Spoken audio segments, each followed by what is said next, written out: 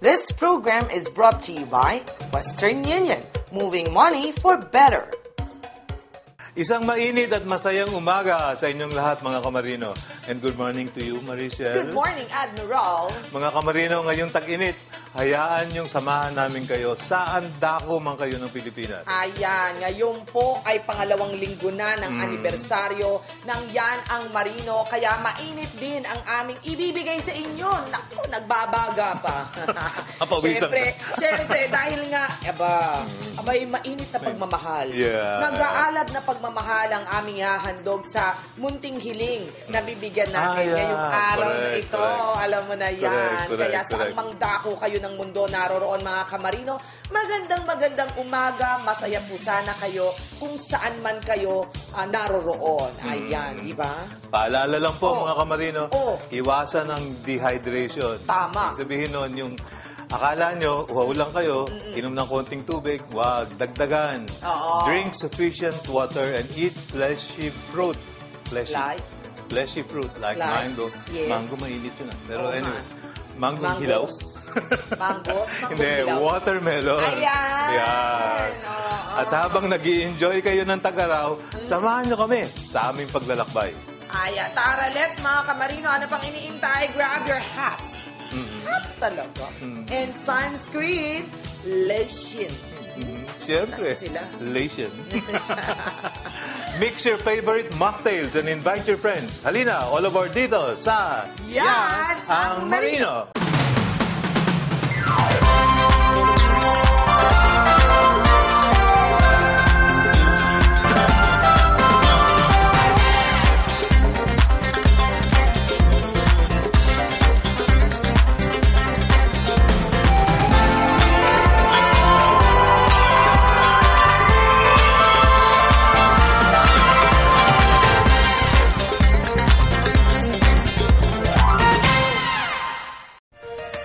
Portion is brought to you by SSS. Bilib kami sa'yo. Western Union, moving money for better.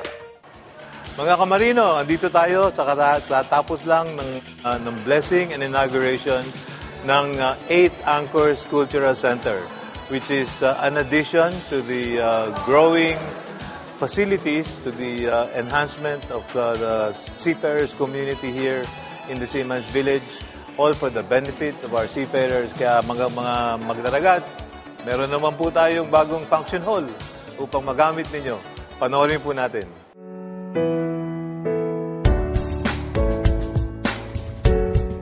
Ang Seamen's Village ay isang community na itinayo para sa mga marino.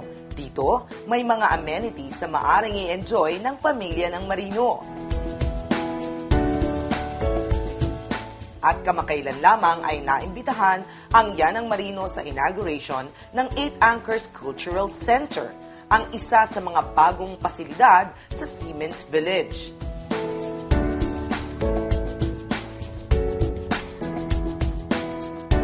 Itinayo ang 8 Anchors upang magsilbing lugar na pagdarausan ng iba't ibang events and activities of the village and also by the AMUSUP members.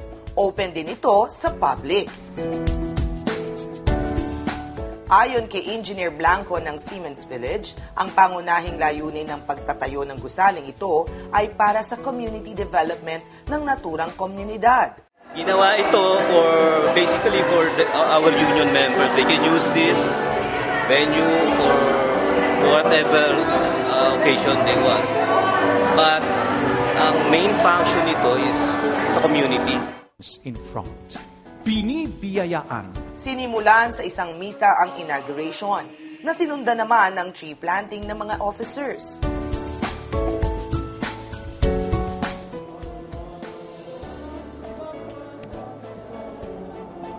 At after the blessing ng 8 Anchors, nagpasabog ng barya sa loob ng Cultural Center para swerte. Sa mensaheng binigay ni Dr. Conrado Oca, ang presidente ng AMUSUP, nagbigay pa siya ng trivia kung bakit 8 Anchors ang kanilang ipinangalan dito. For everyone's information, the name given has significance. The union, as Butch said, actually calls its core services mostly family-centered as the 8 Anchors of AMUSUP. Binigyan diin ng AMOSU President ang kanilang plano na magpatayo pa ng mga ganitong klaseng pasilidad upang lalong makatulong hindi lamang sa mga marino pati na rin sa pamilya nito. By God's grace, the Union will try its best to develop projects of this kind in other parts of the country if its resources will permit. Pagkatapos, entertainment naman ang cultural presentations ng iba't ibang grupo. Ang mga miyembrong ito, sobra-sobrang pasasalamat sa pamunuan ng Siemens Village sa pagtatayo ng isang makabuluhang pasilidad. I'm so happy to be part of this of today's activity, and this is another milestone for the welfare of the Filipino seafarers, particularly those who are members of the AMOSU. Para po kay Mama Risa at pagsabayang Dr. Oka ay nagpapasalamat kami. Kaming nakatira dito sa Siemens Village at pinagtayo niya kami ng cultural center para maging gawin namin kaayos-ayos at mga programa. Congratulations! Excellent! Excellent talaga. Ika ni Dr. Oka, ang pagpapahalaga sa pamilya at komunidad ay isa sa mga hakbang upang umunlad ang ating bayan. Because we believe that community development is an important ingredient to nation building. Workers' funds will be allocated to carry on the big plans of the Union to expand its continuing welfare programs. Kami po ay naniniwala na ang pagpapahalaga at sa kakayahan ng mga pamilya at komunidad ay kinakailangan tungo sa ikauunlad ng bayan.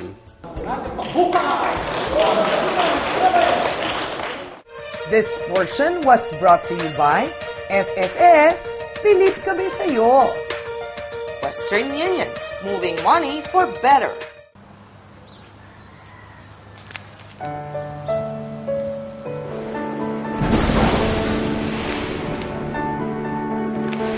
San ka man, namimiss ka nila.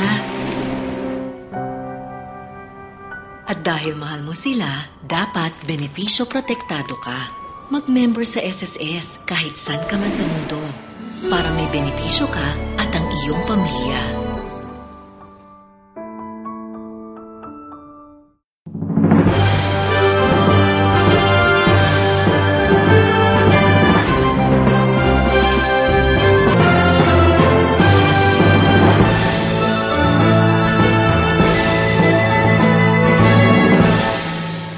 Kasabay ng pagbangon ng bayan, kasamang pag-ibig sa pagbigay ng ginhawa. Dividendo ng pag-ibig members, 10 bilyon na. Pag-ibig savings nyo, kumita ng 4%. Pag-ibig housing loan, tinaas, 6 million na. Interes sa calamity loan, binawasan, pinakamababa.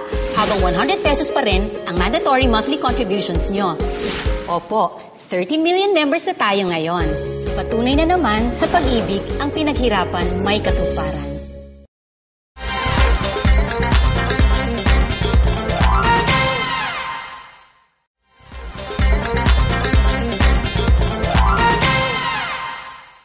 This portion is brought to you by Pag-ibig Fund. Sa pag-ibig, ang pinaghirapan may katuparan. Western Union, moving money for better. Sa aming pakikipagkwentuhan kay Congressman Jesulito Manalo ng Angla Party List, nabanggit niya ang Republic Act 10635 na pinirmahan ni President Aquino kamakailan. Ano nga ba ang halaga ng batas na ito para sa ating mga kamarino? Sa aming maikling panayam kay Congressman Jesulito Manalo kamakailan, ibinahagi niya ang pagkakalagda ni President Aquino sa RA 10635. Ang RA 10635 na tumutukoy sa Single Maritime Administration ay ang kauna-unahang bill that Congress has passed. And that shows na ang maritime sector may boses sa gobyerno at kinikilala tayo. This is a big honor for our industry. The President signed it on such a quick period of time. In less than a year, nagkabatas na ang maritime sector. Ayon pa sa kanya, ang batas na ito ay nagkukonforme sa STCW Convention. Kaya dahil dito sa batas na to, lahat ng ating kongresista o ang branches of government, aware sila kung ano ang malaking kontribusyon ng maritime sector. Isang malaking development ika pa niya ang maritime law na ito. Well, ang Single Maritime Administration, yan yung nagko-conform ngayon sa STCW Convention na meron ng Single Maritime Administration. One-stop shop na ang ating i-issue ng COP at COCs. So nag-align na tayo kung paano ginagawa sa mundo. So this is a big development because we are aligning with the global standard na. Kaya ngayon magtatrabaho ng Marina, magtatrabaho ang ating gobyerno para magampanan natin ang ating mga obligasyon sa convention na ito. With this law, mas mapapabilis kaya at mas maaayos ba ang serbisyo para sa ating mga kamarino?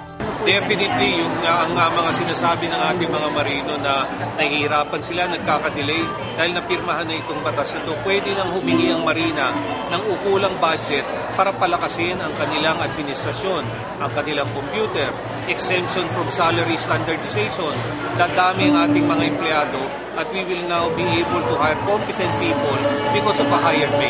Dito magtutulungan lahat. Magtutulungan lahat ng sektor, asosasyon, ang mga eskwelahan, ang ating mga seafarer na magkaroon tayo ng single maritime one-stop shop. Ibinahagi din ni Congressman Manalo na marami silang batas na isinisulong sa ngayon para higit pang matulungan ang mga ordinaryong Filipino seafarers. Ang susunod na ating pagtatrabaho din is yung anti-ambulance chasing law. Nandito sa batas na ito, kung magiging batas ito, na ipagbabawal yung mga nagbibiktima ng ating mga marinong nagkakasakit o na namatay at nag-claim sa kanilang mga benefit na minsan ang ginagamit kung sino-sinong ahente lamang at nababawasan ang kanilang benefit at entitled naman sila. Isang mainit na mensahe naman ang pinababatid ni Congressman Manalo sa lahat ng Pilipinong magdaragat, kalakip ang isang pangako. Ay pagpatuloy natin ang ating pagtsatsaga, paghahanap buhay para sa ating mga pamilya at para sa mga bayan. Ang maitulong naman ng AMCLA ay sisiguraduhin natin ang mga polisiya para tumali ang ating paghahanap buhay at ma-ensure ang ating livelihood ay pagpatuloy at mapaalam sa ating gobyerno. At ito ang aking pangako sa ating mga seafarer. Tutulong tayo sa lahat ng kakayanan natin sa mga bagay na ikakabuti ng ating sektor. Mabuhay ang ating mga marino.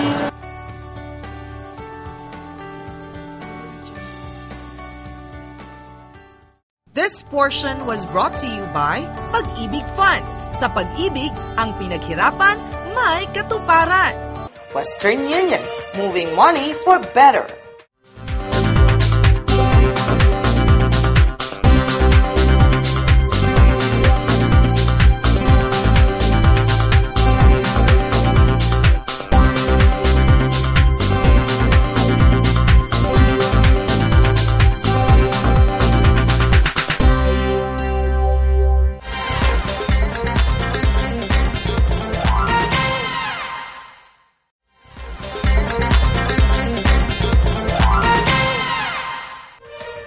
Portion is brought to you by Western Union, moving money for better. Gaya ng lagi naming sinasabi dito sa aming programa, kayo ang dahilan kung bakit kami tumagal ng 5 taon sa ere, mga kamarino. Kaya bilang pa-thank you namin sa inyo, aming tutuparin ang inyong mumunting hiling. At sa aming unang handog, ang inyong lingkod magiging fairy godmother sa isang asawa ng marino na ang tanging kahilingan ay para sa kanyang anak.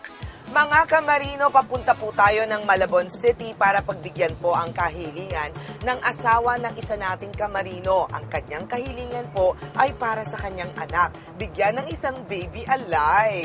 Pero mga kamarino, ang alam po niya ay interview lamang. Hindi niya alam na ngayong araw na ito ay isa sa katuparan na natin ang kahilingan ng kanyang anak. Excited na ako. Alika na!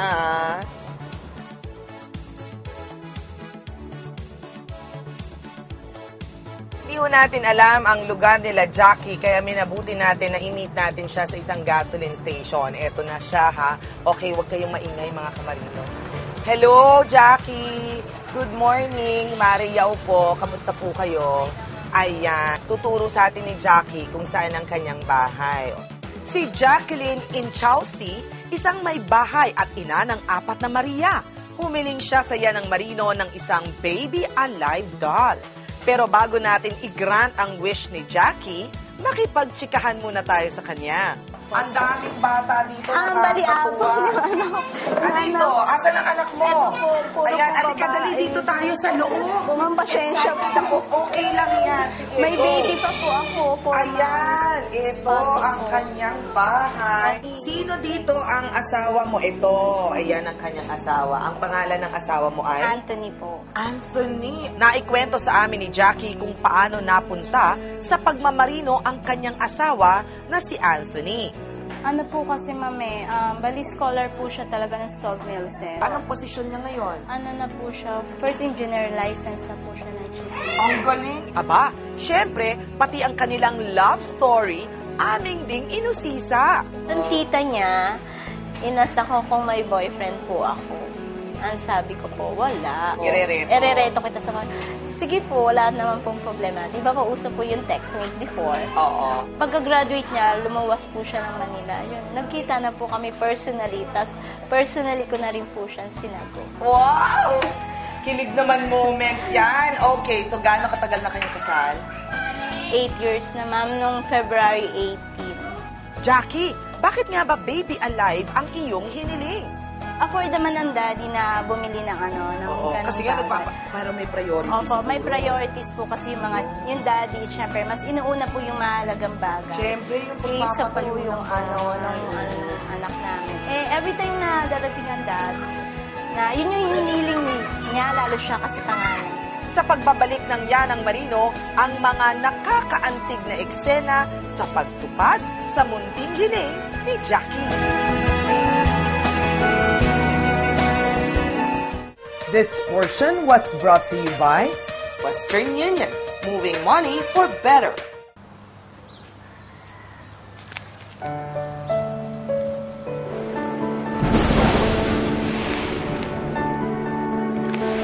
San ka man, namimiss ka nila. At dahil mahal mo sila, dapat benepisyo protektado ka. Mag-member sa SSS kahit san ka man sa mundo para may benepisyo ka at ang iyong pamilya. Kasabay ng pagbangon ng bayan, kasamang pag-ibig sa pagbigay ng ginhawa. Dividendo ng Pag-ibig members, 10 bilyon na. Pag-ibig savings nyo, kumita ng 4%. Pag-ibig housing loan, tinaas, 6 million na. Interes sa calamity loan, binawasan. Pinakamababa, habang 100 pesos pa rin ang mandatory monthly contributions nyo. Opo, 30 million members na tayo ngayon. Patunay na naman sa pag-ibig ang pinaghirapan may katuparan.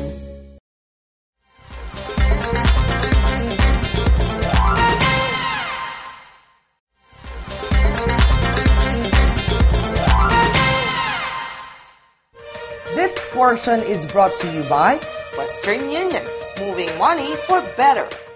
This portion was brought to you by Western Union, moving money for better. Unang-unang panganay si Christina po. Si Christina. Over here is Christina. Ayan, lahat sila puro girls. Gusto mo talaga yun? Bakit gusto mo ng baby alive? May baby ka na. Ayan Ito talaga ang baby Paano kayo nag-uusap ni Daddy? Basta po magkaroon ng chance, may normal na signal, talaga yung communication nandun po sa amin. Nakakatuwa naman. Anthony, talaga magsumikap ka, ha? Ayan na, si baby alive! Masaya ka? Si mommy, si mama mo ay naiiyak na. Sa sobrang kagalakan at nabigyan ka niya. Alam mo, binigyan namin ka ng baby alive dahil sa sulat ng mama mo. Dapat kiss mo si mama. Yan! You happy? Dahil natutuwa kami sa kanilang istorya, dahil pina-priority nila ang kanilang pamilya, eto na po ang munting hiling ng kanyang mama para sa kanyang anak. O, Jackie, ayan, nasira na po yung eyeliner mo. Hindi ko expect, ma'am, talaga kasi nag-try lang talaga ako, ma'am. First time ko nag-try na dun sa Marina, pero di ba matagal na ako. Talagang tinry ko lang po na sabi ko, kung ipagkakaloob po ni Lord sa akin. Kahit kasi na ba, simpleng hiling. Yung hiling ko, ma'am, hindi naman para sa anak ko. I'm so happy. Lagi kang mag-iingat dyan sa barko. Papabayaan yung sarili mo. Lagi mong isipin, mahal na mahal kita. Mahal na mahal ka namin ng mga anak mo. Tsaka yung lagi ko sabi sa'yo na pagka mag-aalala sa mga anak mo, dahil nandito naman ako para alagaan sila, hindi ko sila pinapabayaan. Mahal na mahal kita, alam mo yan. Tsaka salamat sa lahat ng binigay mong suporta, pagmamahal sa amin. Maraming salamat po sa inyong pagsama sa amin dito at nasaksihan natin ang munting hiling ng ating kamarinong si Jackie at si Anthony. Pero keep up the good work, ha, with your children and the family. Imagine, lupa na nila. Siyempre, mahirap nga naman nagbabayad ng lupa every month. Tapos yung bahay, pinapagawa pa. Pero I'm really so happy. Masayang-masaya ako dahil kahit papano, for 13 years, may yung pinagpapaguran po ni Mister na may pinaglalaanan para sa inyo. Para in the future, dito kayo. No matter what happens, kayo pa rin. Yes, ma'am. Yan. Okay, good luck sa'yo, ha? Good luck sa'yo, ha? And of course, I really wish you all the happiness. I really wish you na sana pagbalik namin dito, ayos na siya, diba? Kahit kaunti-unti, okay lang yan. Keep strong, ha? Okay, thank you. Okay, bye-bye!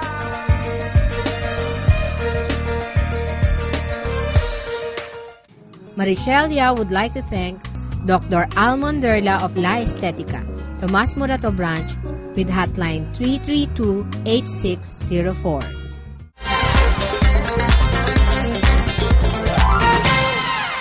Ang Tag-Araw nga daw ay panahon ng pamamasyal at paglilibang. Panahon para lubos pa nating makilala ang ating bansa at pahalagahan ang biyayang bigay ng kalikasan. Oo, ang dami dyan man-made, di ba? Pero sa atin, puro God-made. Napakaganda ng ating kalikasan dito sa Pilipinas. Huwag na po tayo maging dayuhan sa sarili nating bayan. Pero, syempre, tipid-tipid din. Yes. Kasi gastos yun. Huwag naman wagas na wagas ang pagwaldas ng pera, ha? Pero maganda rin na pasyal-pasyal din pag may time. Okay, samahan niyo po kaming muli sa susunod na Sabado, 11 to 11:30 in the morning. Dito lang po sa PTV4, ang telebisyon ng bayan. And we want to hear from you. So please visit our website, www.yanangmarino.com.ph. At syempre, on board ka na ba mga kamarino? Dapat in ka. Don't worry because you can watch our show through live streaming also. Just type www.ttv.ph or syempre, like us on Facebook and follow us on Twitter. Oo. At kung sila'y naglalayag, sabi nga natin, pwede nilang makuha ang ating DVD sa Amusuk. Sa Amusuk. Libre po yan, ha? Ang napapanood niya, may boxing. Oo, merong tour sa buong Pilipinas. At merong update mula sa Amusuk. Diba? At meron din po tayong Yanang Marino na nakapasok at nakapaloob dyan sa DVD na yan. Yes. Kaya kuha na kayo. Kuha dapat, libre yan. Dapat, libre yan, diba? Natatawa pa kayo. Tawa ng tawang mag-isa. Have a lovely weekend, mga kamarino. But for now, anchors away. Bye, mga kamarino. Bye-bye. Pinaaalalahanan ng Social Security System ang kanilang self-employed at voluntary members, lalong-lalo na ang mga overseas Filipino workers na bayaran ang mga underpayments para sa buwanang kontribusyon na kanilang binayaran in advance. Ang pagkakaroon ng underpayment ay resulta ng kanilang pagbabayad in advance ng kanilang kontribusyon base sa lumang SSS Contribution Schedule. Maaaring makita ng mga SSS members ang bagong contribution schedule at SSS Advisory na nagpapakita ng listahan ng mga halaga ng underpayment bawat monthly salary credit sa sss.gov.ph. Pag-ibig Fund always strives to go beyond its mandate of providing tax-free savings and affordable housing for Filipino workers. And so, Pag-ibig Fund partnered with various establishments to give more benefits to its members, introducing the new Pag-ibig Loyalty Card. With the new Pag-ibig Loyalty Card, you can enjoy special discounts and rewards when you pay for medicine, tuition, fuel, and many more. Just present your card to any of Pag-ibig partners to receive these rewards. For more details, please visit pagibigfund.gov.ph.